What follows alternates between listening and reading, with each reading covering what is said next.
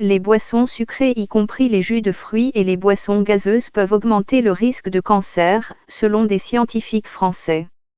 Le lien a été suggéré par une étude, publiée dans le British Medical Journal, qui a suivi plus de 100 000 personnes pendant 5 ans. L'équipe de l'Université de la Sorbonne à Paris pense que l'impact de la glycémie pourrait être en cause. Cependant, la recherche est loin d'être une preuve définitive et les experts ont réclamé des études plus approfondies.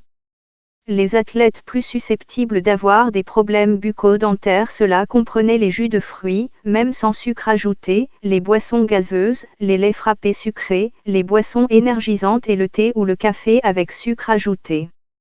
L'équipe s'est également penchée sur les boissons diététiques utilisant des édulcorants artificiels sans calories au lieu du sucre, mais n'a trouvé aucun lien avec le cancer. L'étude a conclu qu'une consommation supplémentaire de 100 ml de boissons sucrées par jour, environ 2 canettes par semaine, augmenterait de 18% le risque de développer un cancer. Ainsi, s'ils consommaient tous 100 ml de plus par jour, cela entraînerait 4 cancers de plus, ce qui porterait le total à 26 pour 1000 tous les 5 ans, selon les chercheurs. Cependant, cela suppose qu'il existe un lien de causalité réel entre la consommation de boissons sucrées et le développement d'un cancer, ce qui nécessite encore des recherches plus approfondies, a déclaré le Dr Graham Whaley, statisticien au University College London. Sur les 2193 cancers découverts au cours de l'étude, 693 étaient des cancers du sein, 291 des cancers de la prostate et 166 des cancers colorectaux. Non, la façon dont l'étude a été conçue signifie qu'elle peut déceler des tendances dans les données, mais qu'elle ne peut pas les expliquer. Ainsi, il a été montré que les personnes qui buvaient le plus, environ 185 ml par jour, avaient plus de cas de cancer que celles qui en buvaient le moins, moins de 30 ml par jour. Mais, alternativement, les personnes qui boivent les boissons les plus sucrées pourraient avoir d'autres comportements malsains, manger plus de sel et de calories, par exemple, qui augmentent leur risque de cancer, et les boissons sucrées elles-mêmes pourraient être sans importance.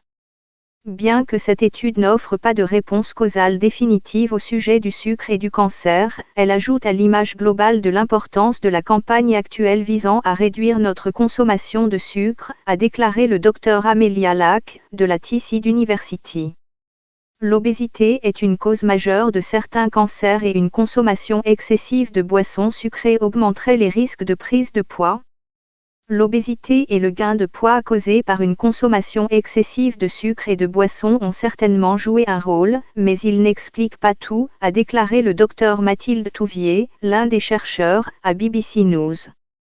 Pourquoi l'obésité peut causer le cancer? L'obésité tuera plus de femmes que le tabac dans 25 ans. Les chercheurs français affirment que le lien était fortement lié à la teneur en sucre et qu'ils pointent du doigt les niveaux de sucre dans le sang. Ils suggèrent également que certains produits chimiques contenus dans les boissons, comme ceux qui donnent une couleur attrayante, peuvent être en cause. Je trouve que la plausibilité biologique de cette hypothèse est difficile, étant donné qu'il n'y avait pas de différence significative entre les groupes en ce qui concerne le poids corporel ou l'incidence du diabète, qui est souvent cité comme un risque associé, a déclaré Catherine Collins, diététicienne au NHS. L'équipe de l'Université de Sorbonne de Paris affirme que d'autres études à grande échelle sont nécessaires pour corroborer les résultats. Les boissons sucrées sont connues pour être associées à un risque accru de maladies cardiovasculaires, de surpoids, d'obésité et de diabète, a déclaré le Dr Touvier. Ils affirment que leurs recherches prouvent une fois de plus que la taxation des boissons sucrées est une bonne idée.